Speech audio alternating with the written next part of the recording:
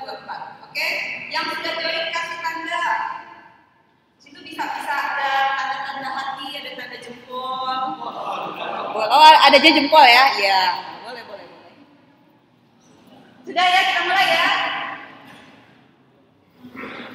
Yang tidak bawa handphone nggak apa-apa, nonton aja, kita main. Sudah, kita mulai ya. Ya, masuk ini sesi pertanyaan pertama. Menurut saya sehat itu apa? Silakan Bapak ketik langsung, Bapak Ibu ketik langsung di situ. Sehat itu apa sih? Oh, belum muncul ya?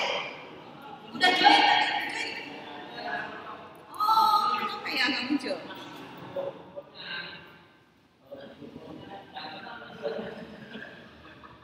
Apa masih apa namanya?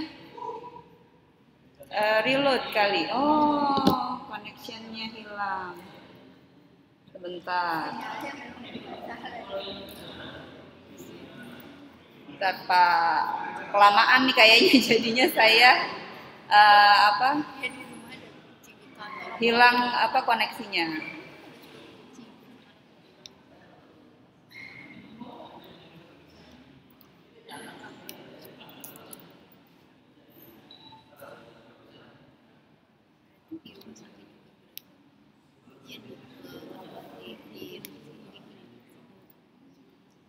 Bentar ya Pak, Ibu, lagi masuk. Sudah dipikirkan dulu ya, apa yang mau diketik ya? Ya, oke.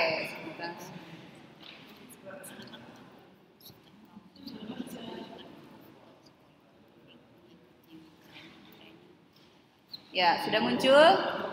Sudah muncul di layar. Nah itu, sehat menurut saya adalah, silakan Ibu dan Bapak ketik di handphonenya. Menurut saya sehat itu apa? Ya, ketik Pak. Atau kalau Bapak mau cerita boleh. Ya, itu boleh langsung ketik. Ya, support. Wah, salah ya Pak. Ya, boleh Pak. Bapak 3 pilih Pak. 4593. Oh ya, Pak.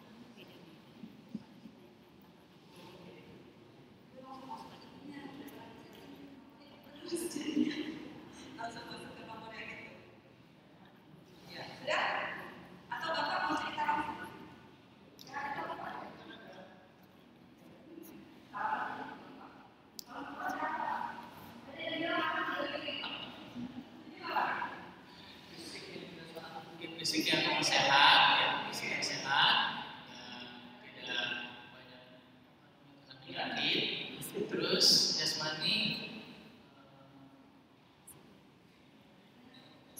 bisa mengkonsumsi banyak makanan ya.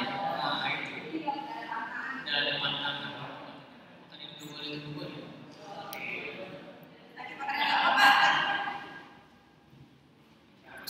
Sehat itu lapar. Bawaannya karena bahagia pengen makan dulu. Bahagia pengen makan dulu. Ada kalau bahagia kenyang aja mau makan. Ada kayak gitu. Oke, kita lihat ya. Sehat itu, ini jawabannya tuh. Oh, di handphone, di laptop saya udah tuh ada dijawab sama Bapak. Pikiran plong, tubuh terasa enak, makan enak. Oke. Pikiran tidak sakit, mental, pikiran, hati. Oke, ini sudah dijelaskan apa nih aspek-aspeknya ya. Mental itu bereaksi gitu ya. Pikirannya juga sehat, terus imunitas berfungsi. Oke, mantap. Bahagia jiwa dan raga, jiwa tenang. Wah, ini luar biasa nih, udah tahu semua aspek kesehatan. Kalau dilihat dari definisi memang ada 4 ya. Kalau di undang-undang sekarang definisinya itu ada 3 aspek. Fisik atau jasmani tadi, kemudian mental sama sosial. Tapi kalau definisi kesehatan jiwa itu tambah 1. Spiritual. Ya, jadi sebenarnya orang-orang yang sekolah di At-Taqwa ini insya Allah sehat karena spiritualnya dijagain gitu ya. Baik. Ditukar ke sini aja biar nanti langsung interaksi. Dia pakai tab si ini. Oh, saya nggak bawa sambungan itunya. Yang ini coba-coba. Ada ini sama nggak? Sambung Biar muncul. biar muncul.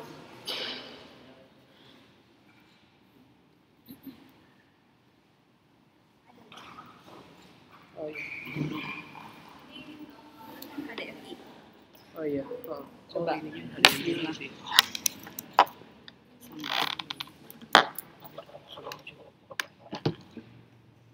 Oke. Kemudian saya sambil lanjutkan ya, sambil di setting. Nah, sehat itu tadi Ibu, Bapak bilang badannya itu makan enak gitu ya, terus olahraga gitu ya. Nah, itu ada hubungannya dengan kebugaran. Jadi ada orang sehat tapi nggak bugar gitu ya Pak ya. Kemarin saya dari Mamuju tuh, Ustaznya bilang, setiap hari harus angkat beban katanya gitu. Gara-gara nonton apa namanya? YouTube-nya ya. YouTube-nya Adera ya.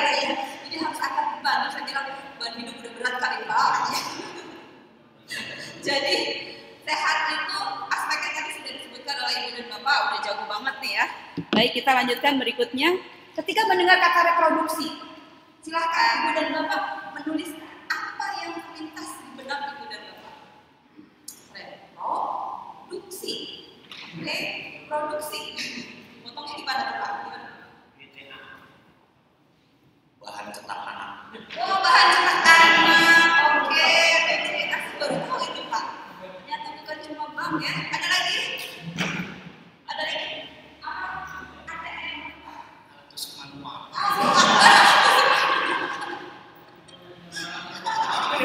Masya Allah, luar biasa Pak. Dan ada lagi? Ibu-ibu sih mau dengar suaranya ibu-ibu. Kandungan. Oh, tuh Pak, kandungan. Oh, ada lagi Bu? Ya, Pak. Menghasilkan. Menghasilkan. Oh, ini mantap nih. Ini guru bahasa ya Bu ya?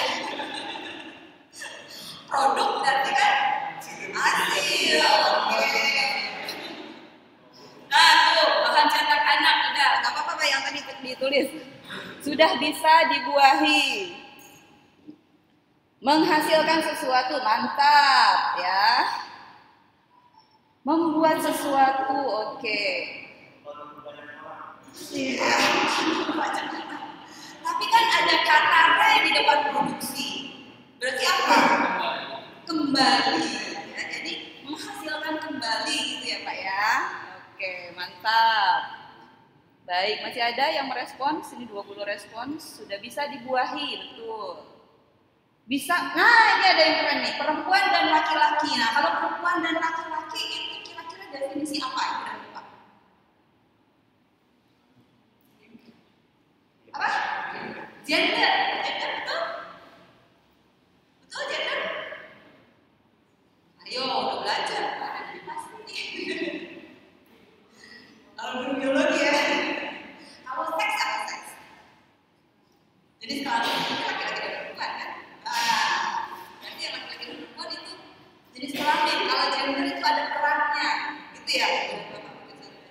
Saya cuma mengingatkan aja. Oke, terima kasih sudah ada 30 respons. Kita lanjut. Fungsi reproduksi mana yang paling banyak atau sering dilakukan? Nah, di sini ada 2 nih fungsinya. Tadi yang Ibu dan Bapak sebutkan itu adalah reproduksi, menghasilkan kembali. Maksudnya apa? Menghasilkan keturunan. Jadi menghasilkan lagi makhluk yang seperti kita, gitu ya. Tapi kalau rekreasi itu adalah fungsi untuk rekreasi ngapain orang Pak? Senang-senang,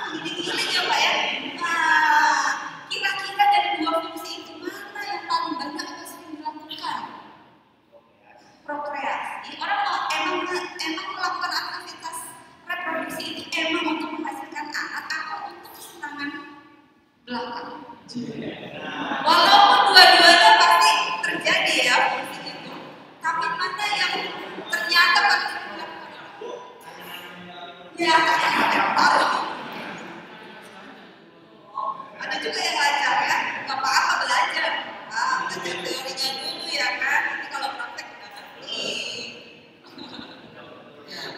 Baik, ayo, ini nggak ada pertanyaan, nggak ada jawaban yang salah. Jadi menurut persepsi ibu dan bapak, ternyata prokreasi lebih banyak katanya. Jadi emang orang niat ya, kalau prokreasi lebih banyak, berarti semua anak yang dilahirkan itu direncanakan Pak, berkualitas. Mantap, berarti ibu dan bapak itu merencanakan anaknya nanti. Mau mungkin terbayang-bayang mau laki-laki perempuan gitu ya, mau kayak gimana kelakuannya gitu ya, lucunya kayak gimana gitu ya, mungkin udah diharap-harap gitu. Itu kalau yang prokreasi. Tapi kalau kita lihat kasus-kasus, kayaknya kita lihat berita-berita, kok kayaknya banyak yang apa tuh? Banyak yang prokreasi ya. Jadi kalau kami di kesehatan ngomongnya tuh aman tidak aman atau sehat tidak sehat ya. Tadi paling gampang aman tidak aman. Tapi kalau kita di agama kan ngomongnya halal haram kan, halal tidak halal. Makanya kalau orang mulai pendekatan ya taruh kita halalin aja bang, gitu kan ngomongnya. Jadi harusnya kan halal dan sehat dong, aman, halal dan sehat gitu. Untuk yang prokreasi harusnya. Nah biasanya orang yang rekreasi itu mungkin dia yang tidak halal mungkin, ya kan? Karena kalau dihitung orang yang menikah, ya mestinya itu aja yang boleh melakukan fungsi prokreasi itu gitu. Tapi kalau dia tidak menikah atau sudah menikah tapi tidak melakukan dengan pasangannya, ada nggak kayak gitu? Ada ya. Kalau lebih banyak ibu dan bapak mohon maaf kasus aborsi mungkin sudah dibahas juga kemarin. Mana yang lebih banyak dilakukan? Orang yang tidak menikah atau orang yang sudah menikah? Yang sudah menikah Pak, 70%.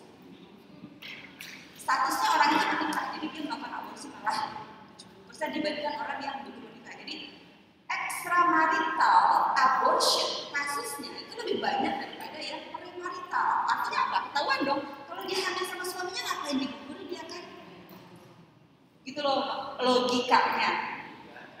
Iyalah jajan Pak ya, kacil keluar ya. Baik, kita lanjutkan. Remaja, nah ini ibu dan bapak dulu udah melewati ya, atau ada yang masih remaja mungkin. Apa ciri atau tandanya? Udah, silahkan. Bapak yang mau baru datang mau curhat, apa Pak ciri remaja? Jadi kalau yang mau pacaran dulu, mimpi basah haid ya, oke. Baik, buah dadanya muncul ya, berbentuk labil. Nah ini mungkin sisi emosinya. Ya. Karena cewek cakep cowok ganteng, oke sudah tertarik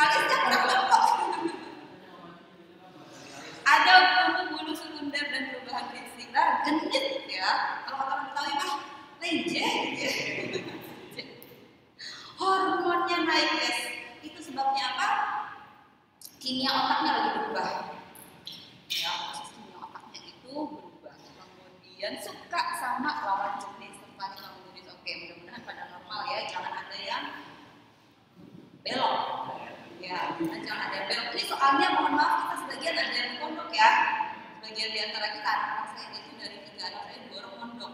Jadi setiap kali mereka nelfon, saya selalu nanya, ada yang aneh-aneh gitu. Susah ngomongnya gitu ya. Ada yang ngomongnya aneh-aneh nggak? Ada kelakuannya aneh-aneh nggak? Gitu. Mau temennya, mau ustazahnya mungkin gitu. Itu kita tanya terus. Karena kalau kita nggak nanya, dia juga nanti nggak ngeh. Gitu. Dan dia harus melindungi temennya. Kalau terjadi sesuatu, jangan dibiarin. Harus kita nih waspada gitu. Jadi bukan cuma melindungi diri kita sendiri juga. Kenapa? Karena kalau teman kita terdampak, kita juga kena gitu. Anak-anak kita juga kena gitu kan ya.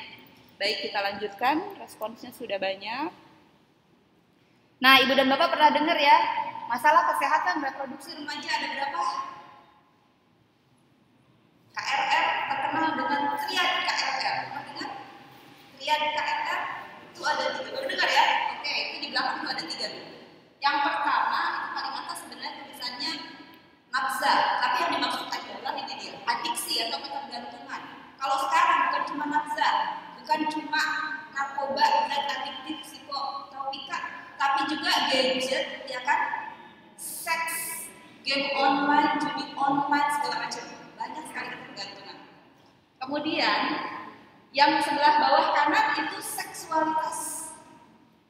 Apakah dia orientasi seksualnya nggak lempeng lagi ya, belok tadi tuh. Dan itu kejadiannya dari awal terdeteksi. Kalau kasus-kasus ODA, orang dengan HIV/AIDS yang kami sering temukan belakangan ini dari SMP Ibu dan Bapak. Tidak ada yang berhenti dan laki-laki suka dengan laki-laki.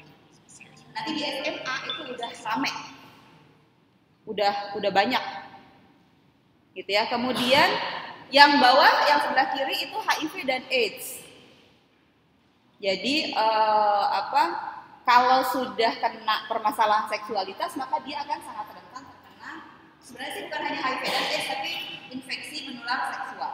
Nah, jadi ada penyakit. Dan sekarang kalau penyakit untuk anak-anak remaja sebenarnya bukan hanya infeksi ya, penyakit tidak menular juga termasuk. Kalau dulu kita mungkin dengernya orang kanker, orang yang kena jantung, kena stroke, itu usianya di atas 50, 60, 70 tahun. Sekarang anak belasan tahun. Ada yang kena kanker payudara. Kalau yang kanker paru-paru segala macam itu anak SMP banyak kasusnya. Anak bayi kena PPOK, penyakit paru obstruksi kronis. Apaan tuh? Penyakit akibat asap rokok. Bayi udah kena. Jadi penyakit ini udah luar biasa berkembang. Belum lagi penyakitnya infeksi yang baru ya. Jenis-jenis baru gitu ya. Emerging disease. Ya. Nah, jadi Ibu dan Bapak silakan menurut Ibu dan Bapak permasalahan. Oke, kita sudah lihat hasilnya 60%, 63% sekarang menjawab bahwa masalah seksualitas itu menjadi paling kayaknya paling notice ya, paling dicatat, paling banyak kasus, paling perlu kita tangani gitu ya. Mungkin Ibu dan Bapak ada di sekolahnya, di sekolah tetangga ya, itu mendengar kasus. Boleh kalau ada yang mau cerita? Cuma nunjuk orang nih Bapak. Nunjuk orang, ada kuis. Jadi kepo saya. Kamu biologi ya Bu ya? Entar, gak apa-apa. Nanti curhat ya deh, kita lanjut dulu. Bagaimana mencegah dan mengendalikan masalah KRR? Menurut Ibu dan Bapak? Kalau tadi saya pertama nanyanya cuaca hati. Suasana. Enggak ya, cuaca hati bisa mencegah dan mengendalikan KRR. Kalau kita terapkan pada apa ya? Harus diapain ya anak-anak? Ya baik Pak, ditegur. Ya, kesehatan reproduksi remaja tadi yang baru kita bahas Pak. Gimana nih? Dari sosial media, oke, jangan dikasih HP plus internet. Sosialisasi berarti diajarin gitu ya, diberikan pemahaman, oke, dinasehatin, diomelin, boleh nggak? Dikit-dikit. Dibina, dikasih pemahaman. Oke, ajak bicara. Oke. Nah, ini yang ditulis sudah dikerjain belum nih ya, Ibu dan Bapak? Atau kalau saya nanya ke guru-guru yang lain itu ya di sekolah-sekolah SD itu dia merasa bahwa seksualitas itu topik yang terlalu vulgar untuk dibahas di sekolah. Jadi guru-guru di sekolah yang umum ini menganggap bahwa ini hanya boleh diajarkan oleh guru agama. Tapi di sekolah agama ketika saya tanya, guru-guru itu menganggap yang harusnya ngajarin itu guru fikih aja. Yang lain nggak usah. Jadi bilang aja nggak mau ngajarin ya kan. Padahal ada di bukunya, ada di kurikulumnya. Tapi jiper ya, pas masuk ke kelas langsung heboh itu kelas begitu ditanya siapa yang belum menstruasi, wah langsung bersorak-sorai. Mutung nggak jadi ngajar. Padahal harusnya dilakukan edukasi ini. Katanya vulgar. Katanya nanti juga akan tahu dengan sendirinya. Maaf ya, kalau dia tahunya dari orang yang bilang, kalau dia tahunya dari sosial media yang langsung ke gambar-gambar aktivitas seksual gimana? Iya, nah itu makanya gara-gara kita nggak berani ngomong, nggak mau kasih tahu gitu. Guru harus bisa. Gimana cara ngomongnya? Makanya gitu. Barang naik mampu lagi ditanya itu. Orang-orang belum mimpi basah. Terus dia nanya tentang mimpi basah, saya jelasin nggak ya Bu? Nanti kalau saya jelasin dia jadi dewasa sebelum waktunya nggak sih?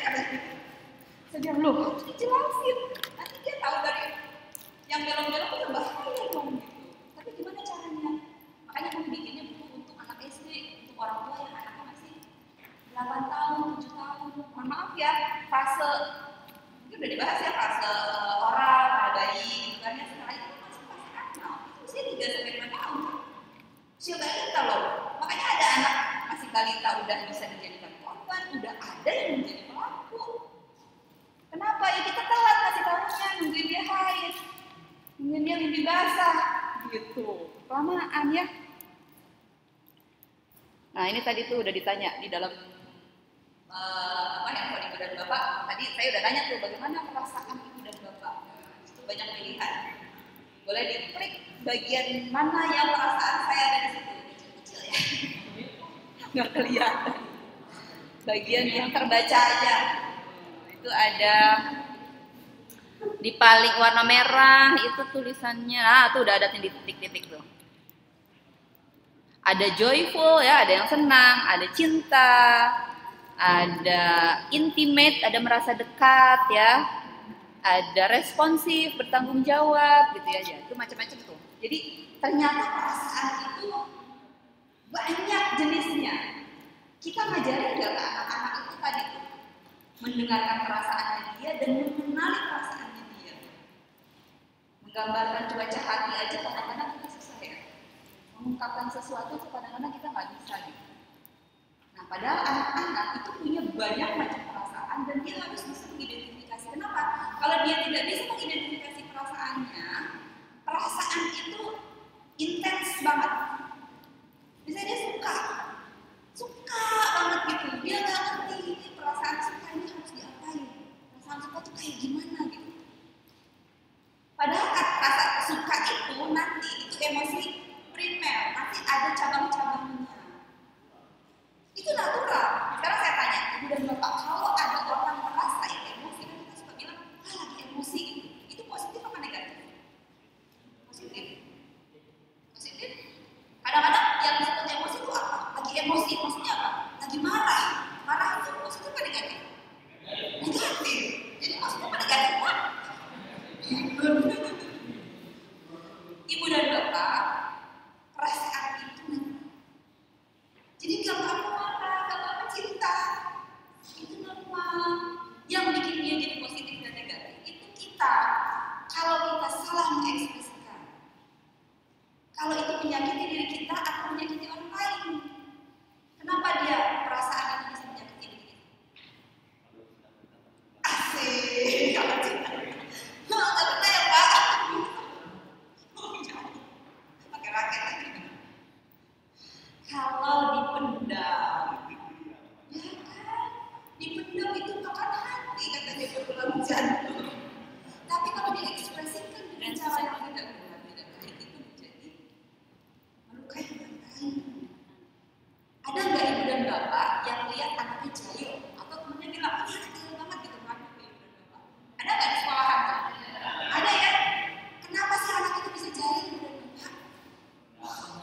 pendam iseng, apalagi ini sebenarnya cari perhatian Pak. Anak saya bilang, udah tadi kakak gini sama temennya, kan berantem Pak, anak saya perempuan berantem sama anak laki. Aduh, Revan, saya bilang. Terus saya bilang gini, kakak, mungkin teman kakak itu pengen ngomong sama kakak, tapi dia nggak tahu caranya. Jadi dia suka sama kakak sebenarnya, tapi dia nggak ngerti gimana cara ngomongnya. Jadi dia kerjain, ya kan? Lu jangan cuma ngomong gitu ya, kecil. Bener nggak Pak? Lupa. Ya, ibu pernah nggak kerjain ibu waktu dulu? Gimana perasaan dia? Kesel lah ya, karena kita nggak tahu, nggak ngerti gitu. Tapi ini si anak nggak ngerti. Dan ketika kita tanya anak yang jahil dalam tanda petik itu, bagaimana perasaannya ketika kejahilannya itu mengakibatkan orang lain ngeprank itu kena, pranknya berhasil. Bagaimana perasaannya? Puas. Dia merasa senang. Anak SD ditanya kayak begitu, anak saya ditanya begitu Pak, yang bungsu kayak begitu jawabannya, senang menjahit kakaknya sama abangnya. Terus kita bilang apa? Bagus nggak kayak gitu? Boleh deh. Itu jahil mungkin karena kamu kreatif. Tapi kreativitas kamu itu nggak boleh melukai orang lain. Kamu tetap harus kreatif, tapi jangan kayak cari kreativitas yang lain. Nanti kita ngomongin lagi, wah kelamaan nih saya ngomongnya ya. Nah ini dia, contoh tadi tuh cinta.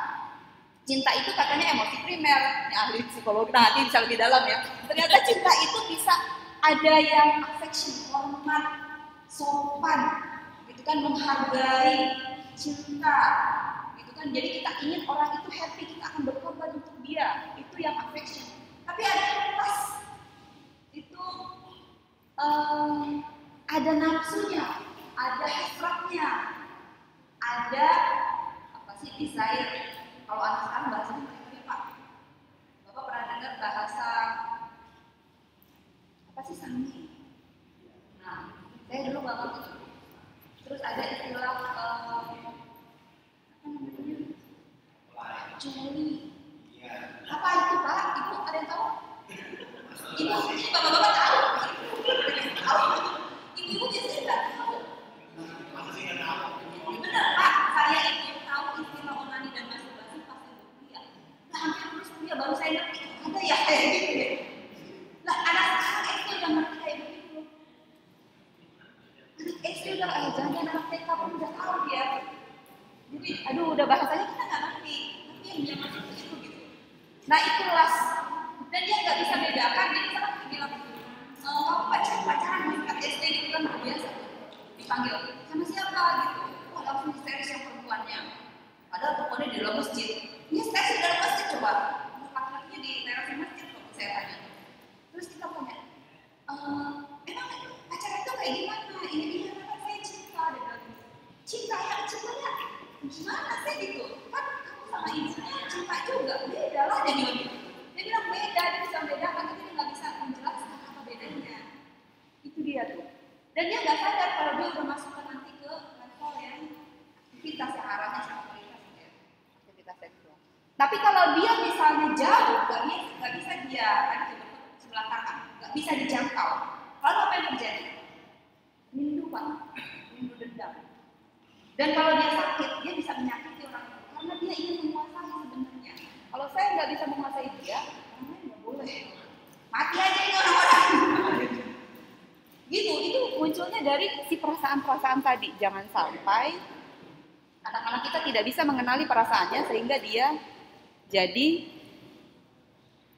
melakukan tadi itu kekerasan ya. Kita kan mau mencegah ini nih ceritanya. Nah berikutnya, yang paling menentukan perilaku manusia itu apa? Lingkungan, apa lagi? Yang paling setuju yang lain lingkungan semua? Apa? Pendidikan boleh ditulis. Jadi asuhan dan pendidikan itu penting. Ada lagi mungkin masa lalu, trauma mungkin, atau kenangan indah sebaliknya. Jadi makanya fungsi kita ini sebagai guru kalau di pendidikannya masih jenjang SD itu memberikan pengalaman dan apa namanya kenangan indah pada peserta didik kita. Pergaulan, duit ya, benar. Orang tua emosi, ya bergaul, agama, oke. Ya adab, oke banyak sekali ya yang menentukan perilaku manusia. Baik, silakan masih bisa memberikan respons, 31 respons. Baik, berikutnya, ternyata ini guru biologi nih yang paling tahu ini ya, katanya fenotip itu dipengaruhi oleh genetiknya cuma 20% memang, yang lainnya itu lingkungan. Nah tadi yang semua Bapak Ibu sebutkan itu sebenarnya lingkungan. Tapi masalahnya, si genetik itu tetap nggak berubah Ibu dan Bapak. Iya kan? Misalnya apa? Jenis kelamin itu genetik. Dari lahir saya udah perempuan. Bisa nggak? Saya sebagai perempuan dibandingkan dengan ibu asih, ibu dia, mana yang lebih perempuan? Susah lah ya. Nggak bisa, genetik itu nggak usah dikuantifikasi. Tapi kita tahu dia laki-laki, dia perempuan gitu. Sampai meninggal insya Allah nggak bakal berubah. Udah fitrahnya. Golongan darah. Saya golongan darahnya A. Besok terjadi sesuatu lalu saya dapat transfusi. Bisa nggak berubah jadi O misalnya? Nggak bisa. Tetap gitu kan. Nah, kalau dia tahu potensi genetiknya, satu, syarat kedua, lingkungannya mendukung, maka dia akan menjadi bintang. Fokus satu hebat jadi orang. Jadi apa yang memang dia dilahirkan untuk misi itu? Kan setiap kita bawa misi ya. Kita punya nih peran sosial di dalam dunia ini. Nah, kapan hasrat seksual mulai muncul? Ya malam juga. Apakah menunggu tadi mimpi basah dan haid mungkin kalau pada anak-anak?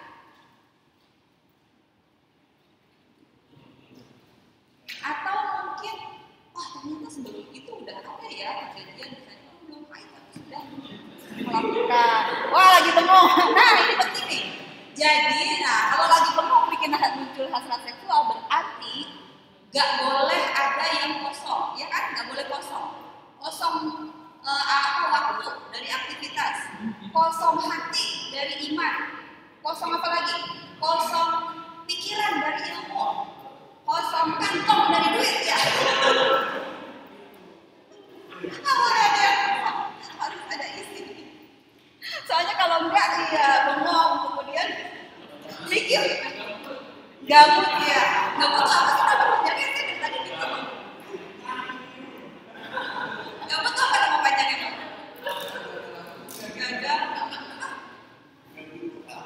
Gak butuh ya? Apa itu gabut? Tapi jangan internet aja lah. Boring. Bukan boring Pak, bored. Kalau boring itu Bapak membosankan. Bapak boring banget. Mana nih guru bahasa kayak diomelin. Ya jadi itu udah tahu lihat pakaian seksi. Aduh, jangankan pakaian Pak. Kalau teman saya dulu saya pernah ke lokasi bencana ya. Itu ustadznya di sebelah saya, di ustadz ya, lagi nyetir. Dia biasanya ketemu sama orang yang pakai nikob gitu kan. Tadi depan dia pakai jalan. Di depan ada lampu merah dia kan berhenti kan. Orang naik motor gitu. Itu tangan yang perempuan ngangkat tangan begini benerin rambut Pak. Dua-duanya. Si ustadz itu langsung bilang, kenapa harus benerin rambut di jalanan? Berarti apa? Ya, nggak usah pakai bajunya masih normal aja. Dia pergerakan sedikit itu kode Ibu dan Bapak. Kita harus kasih tahu ke anak-anak kita. Karena komunikasi itu bukan cuma ucapan. Ibu, saya masih ada waktu. Ya, bukan sampai jam 10. Oh iya, oke. Dikabarin aja ya. Ini kalau saya udah ngomong, mohon maaf ya, susah berhenti. Artinya banyak nih masalahnya. Pernah dengar Ibu dan Bapak tes TV? Ya, ini salah satu cara saya untuk mengidentifikasi potensi genetik orang. Ada yang sudah pernah? Belum? Kalau ada boleh dituliskan di sini yang pernah. Nanti yang udah pernah cerita hasilnya apa? Kalau boleh saya cerita, saya sudah pernah dites dan hasilnya saya feeling. Feeling ya. Feeling itu perasaan. Kalau orang bilang baperan. Ya. Tapi baik apa buruk orang baperan? Iya. Bapak ketemu saya itu bilang baik. Coba kalau belum tahu saya feeling, baper banget.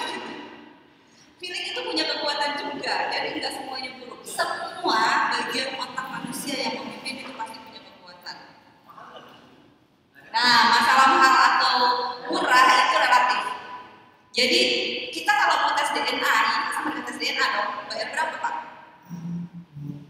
Lumayan ya, bisa 5 juta, paling enggak 2 juta, 3 juta mungkin. Nah ini misalkan, let's say 1 juta, menurut Bapak itu mahal atau murah? Kalau saya ceritain ya Pak, dulu waktu anak saya SMP, di rumah itu kerjaannya berantem terus. Ada yang sama kakak berantem, akhirnya saya jadi ikut emosi, jadi kita berantem bertiga. Ada neneknya, berantem ikut lagi. Ada lagi incingnya lagi hamil, emosian, ikut berantem, jadi berantem semuanya. Berjamaah. Tapi begitu udah dites waktu itu ya, pada rumor ya, ada caranya, ada kisahnya. Kemudian saya dites, oh saya tahu anak saya begini, yang ini, yang ternyata karakternya. Sampai sekarang mereka saling mencintai, saling kangen, saling mendoakan. Setiap telepon bunda doain kakak ya, kakak lagi begini. Oh dia suka sama orang, udah cerita. Kakak suka sama ini, ada adik kelas sama kelas 1. Lucu banget kayak Ali, mirip adiknya, jadi kakak sama adiknya. Jadi dia nggak curhat ke sosial media. Oke, oh belum ada yang dites. Oke, nggak apa-apa. Nanti sekali-sekali kita tes ya. Kalau saya pribadi ngetes itu waktu itu masih 700.000. Oke, kita lanjut ya. Ini saya kasih ininya aja. Saya kasih kuncinya aja ya. Jadi di bagian otak kita, mungkin nanti bisa lebih dalam lagi sama Bu Dian ya. Kalau di konsep Stephen itu dia mudahnya membagi bagian otak menjadi 5. Ya, ada bagian otak depan, kemudian belakang ya. Kemudian kiri kanan sama tengah. Ya, tahu ya Bu ya. Jadi bagian otak yang depan itu fungsinya berpikir. Ini bagian otak punya manusia yang paling modern, gitu ya. Kemudian bagian otak yang belakang itu fungsi merasa. Nah, itulah bagian otaknya kalau bahasa apa istilah evolusinya mamalia, otak mamalia. Menyusui gitu ya, jadi perasaan. Kemudian satu yang di tengah, bagian otak tengah. Nah, bagian otak depan tadi sama belakang itu bagian kiri kanan dibelah lagi 2. Jadi ada 4 tambah 1 jadi 5. Ya.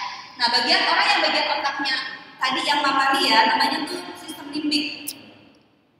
Yang belakang kemudian dia sebelah kiri, otaknya sebelah kiri. Jadi kiri belakang itu namanya sensing.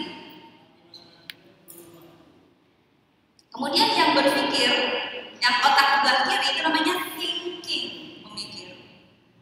Ada juga yang thinking tapi yang pemikir tapi sebelah kanan, yang otak kanan namanya intuitif. Nah ini biasanya yang jahit. Orang intuitif biasanya hasilnya jahit, biasanya ya. Tapi harus dites, jangan nebak-nebak, nanti jadi kayak peramal. Nah saya itu bagian otak belakang kanan. Singkatan Pak, singkatan dari si karakter, si kekuatan orang ini. Sensing, thinking, intuiting, feeling, insting tengah-tengah. Dan setiap orang itu punya kekuatan sendiri-sendiri. Si sensing ketika saya awal itu kan sama-sama baperan dong, karena otak belakang dua-duanya. Saya sama anak saya itu sama perempuan, baperan luar biasa. Dia ngatain saya, Bunda, gak sayang sama kakak, sayangnya sama anak orang lain katanya. Terus saya balik lagi, kakak nggak pernah ngomong mesra sama Bunda, ngomongnya tinggi terus. Kalau sama temennya ngomongnya bisa bercanda ketawa-ketawa. Jadi saya berantem begitu terus, nggak pernah aku ledek-ledekan ya. Nah, terus sama anak yang tadi intuitif, jahil banget gitu. Padahal ini sebenarnya lagi kreatif. Ini anak intuitif Pak, waktu dia masih kecil, masih balita. Kalau anak-anak yang lain kita datang terus dia bilang, Bunda datang mau oleh-oleh segala macam cerita, dia enggak buka pintu. Ada Bunda, Ali ada hadiah. Tidak Pak, dia kasih hadiah ke saya. Itu luar biasa. Dan anak intuitif kalau dia laki-laki itu anak mami. Kalau anaknya kalau dia jahil, nanti berpikirnya kesannya memberontak nggak sih? Kabur dari rumah, ngebakar gitu. Pokoknya bikin kelakuan yang aneh-aneh gitu nggak sih? Ya biasanya kayak gitu.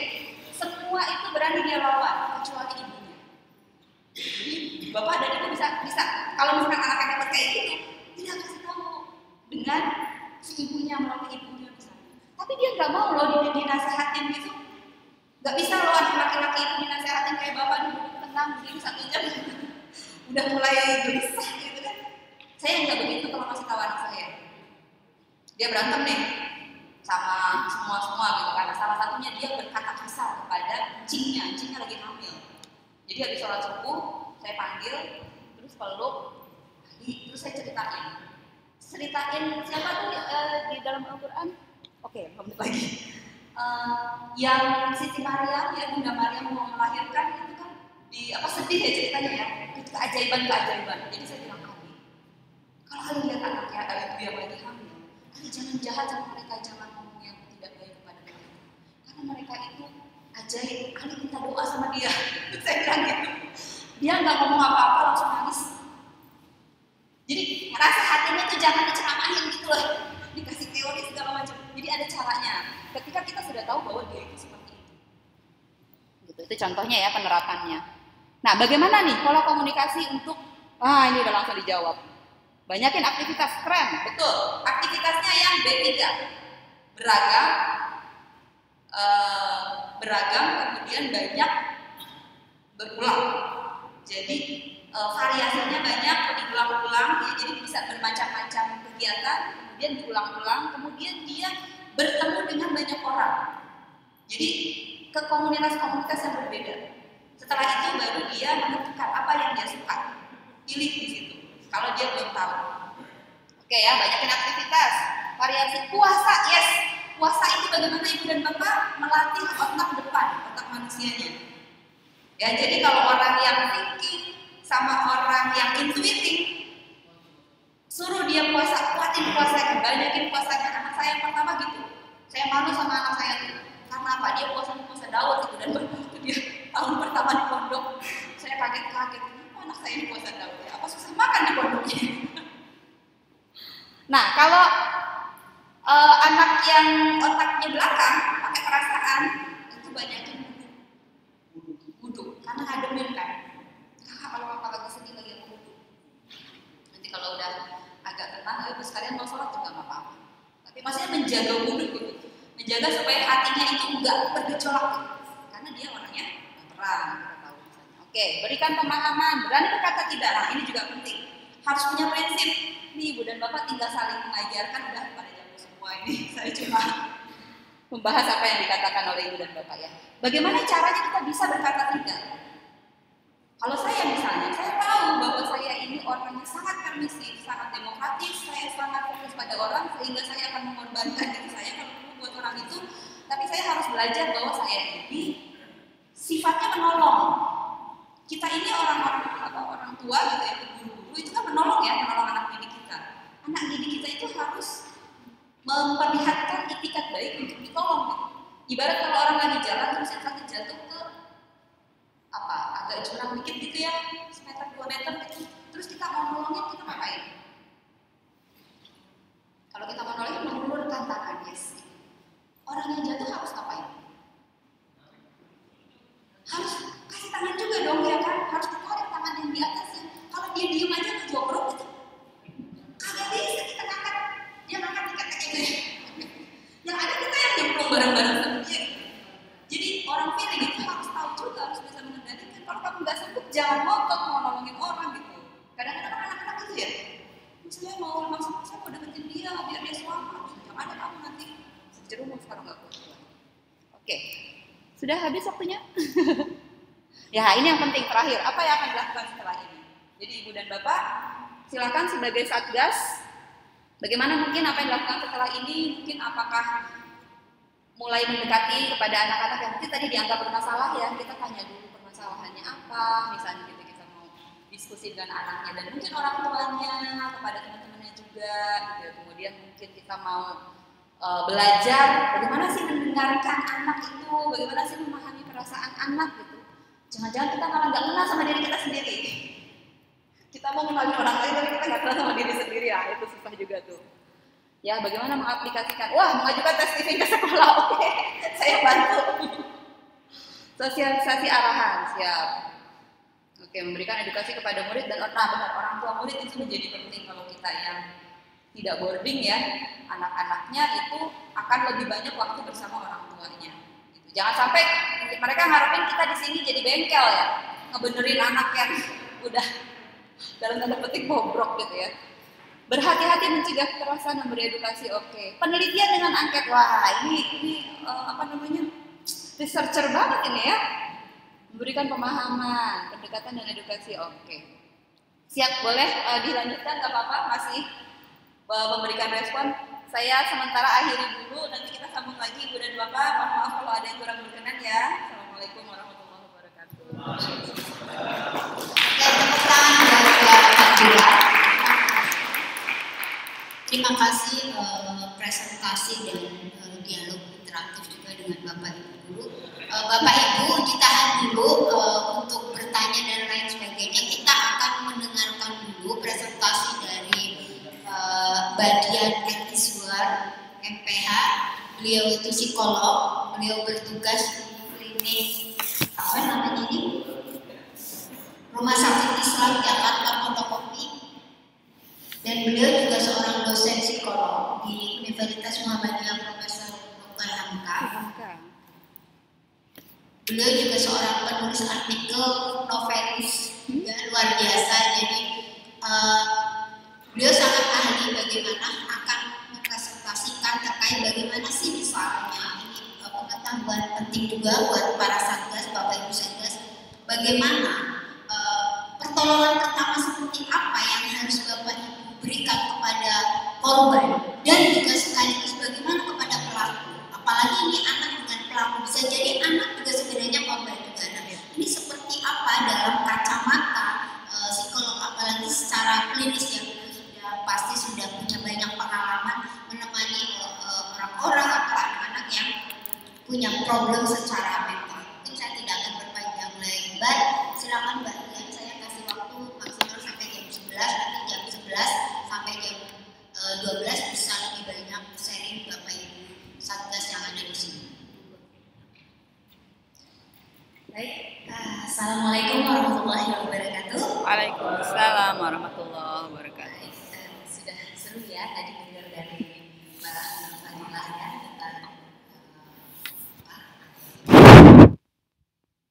seksual pada anak-anak.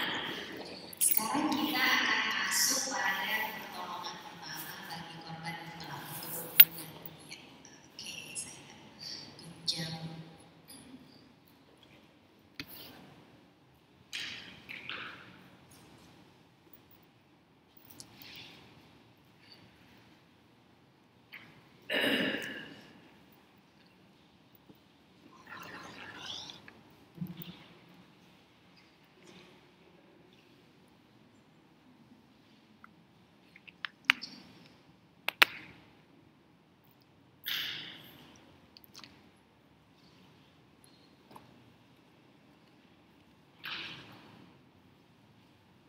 Kemarin sudah bicara tentang perundungan ya Bapak Ibu ya. Sudah bicara dari awal sampai akhir. Jadi ini katanya sesi yang terakhir ya. Jadi tadi udah hafal lah ya tentang perundungan. Apa itu perundungan?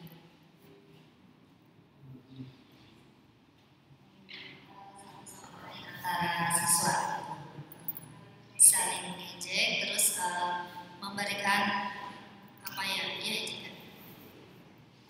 mengejek satu sama lain antara siswa. Oke, Bapak mungkin. Perundungan, saling kata-kataan, body shaming, ya udah itu aja. Ya. Saling kata-kataan, body shaming, gitu ya. Oke, Bapak. Perundungan adalah hal yang dilakukan oleh satu orang kepada orang lain dalam tujuan untuk mengusik, mengganggu, menghina atau melakukan kekerasan. Ya. Jadi nggak saling ya Pak, satu ke yang lain. Kalau tadi bisa saling Pak? Oh bisa saling juga. Oh oke. Iya, Bapak gimana Pak? Apa Pak perundungan Pak?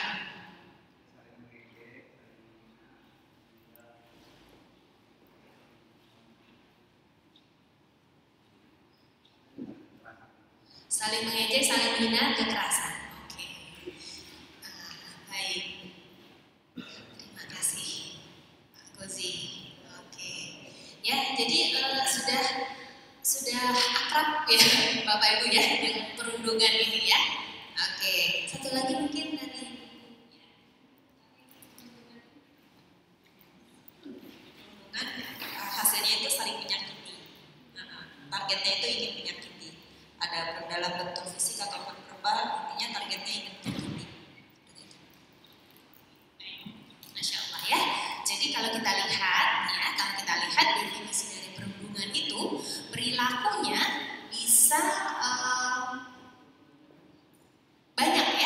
Jadi bisa saling mengejek gitu ya, bisa saling mengejek, bisa saling mengejek, bisa itu kan kalau mengejek verbal ya Bapak Ibu ya, atau bisa juga kekerasan fisik gitu, kekerasan fisik, kekerasan sosial.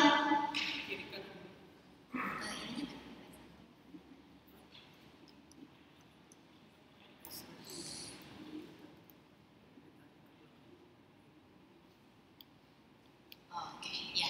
Nah, jadi ada sosial, ada seksual yang tadi baru kita sampaikan ya. Nah, dikatakan itu menjadi sebuah perundungan ya atau bullying kalau dilakukan dengan sengaja dan berulang. Ya, jadi sengaja dan berulang, kemudian tujuannya mengusik atau memberikan rasa tidak nyaman pada pihak lain. Dan biasanya itu dari superior ke yang di bawahnya, yang inferior ya. Apakah itu secara kakak kelas kepada adik kelas, orang yang lebih kuat kepada anak yang lebih lemah gitu ya, yang lebih jago kepada yang kurang jago gitu. Nah, bentuknya kita bisa lihat bahwa tadi ada fisik ya, ada fisik, verbal, sosial, dan cyber. Ini yang baru ya. Kalau zaman kita dulu kayaknya nggak ada ya Pak. Ya. Ada alumni pesantren Bapak Ibu? Oh semuanya alumni pesantren ya, nggak ada ya kekerasan cyber zaman kita di pesantren ya, belum masuk. Nah sekarang ada yang baru, bagaimana anak-anak itu dibully di dunia maya, gitu. Kita nggak tahu Bu, ya kan? Kalau kita di sekolah kan nggak kelihatan bullying di dunia mayanya, gitu. Nah kita mesti hati-hati. Kita tahu dari mana kalau anaknya lagi dibully? Dari mana? Dan akun medsosnya. Jadi follow IG-nya ya Pak. Ya. Bapak Ibu semua follow IG ini anak-anaknya. Iya. Ya. Jadi kita memang mau nggak mau ikut dengan zamannya anak-anak sekarang. Ya harus aktif IG, TikTok-an gitu ya. Lihat mereka gimana. Gitu. Ada loh Bu yang cuman dikasih jempol terbalik aja udah wah bapaknya 3 bulan gitu ya. Nah anak-anak sekarang seperti itu. Oke. Nah penyebabnya apa Bu? Penyebabnya apa? Kalau menurut Bapak Ibu? Penyebabnya apa sih orang bisa terjadinya perundungan? Iseng? Iri? Pengalaman? Senioritas, ya iseng, iri, pengalaman, senioritas ya. Kalau kita simpulkan, penyebabnya itu adalah tidak terpenuhinya kebutuhan dasar anak. Anak itu kebutuhan dasarnya ada 3, ya. Yang pertama itu adalah fisik. Nah ini biasanya terpenuhi nih, ya. Orang tua tuh kan paling cerewet tuh ibu-ibu terutama ya. Kalau anaknya nggak makan, wah kalau anaknya susah makan pusing.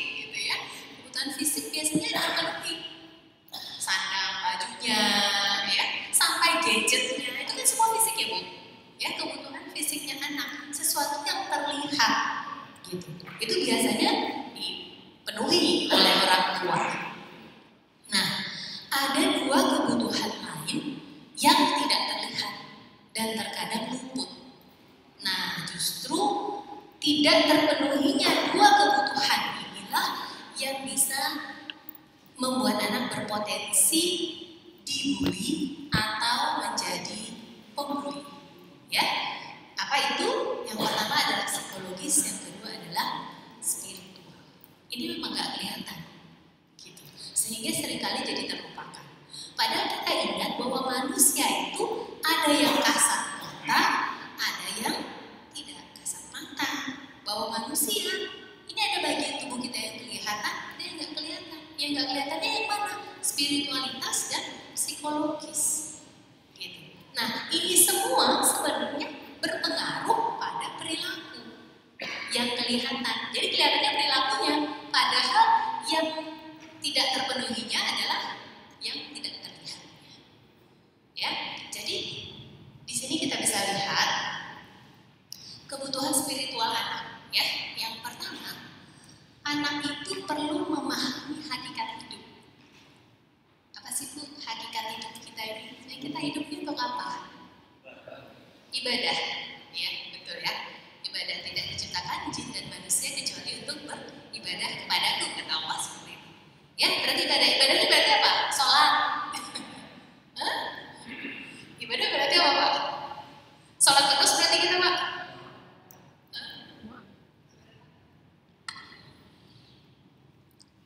Ibadahnya ada secara khusus dan juga ada secara umum. Dan kalau secara khusus kita untuk melaksanakan suatu waktu dan juga perintah-perintah dari Allah. Dan untuk yang secara umumnya juga seperti belajar rezeki juga perlu diniatkan untuk ibadah kepada sini juga ibadah. Terima kasih. Masya Allah ya, jadi kita semua pasti sepakat bahwa apapun sebenarnya yang kita lakukan di dalam hidup kita, kalau kita niatkan untuk Allah, karena Allah, maka itu akan bernilai ibadah. Ya, jadi ibadah. Sehingga hakikat hidup yang perlu kita sampaikan kepada anak-anak agar mereka paham itu adalah bahwa sebenarnya kita hidup ini adalah dari Allah menuju Allah. Kita milik Allah akan kembali kepada Allah. Hidup ini adalah perjalanan menuju Allah. Anak perlu tahu itu, ya, sehingga dia tidak berorientasi bahwa hidupnya itu cuma sekarang di dunia ini saja, tapi ada kehidupan lain setelah ini yang lebih baik, ya, yang lebih menyenangkan, yang menjadi tujuan dari hidup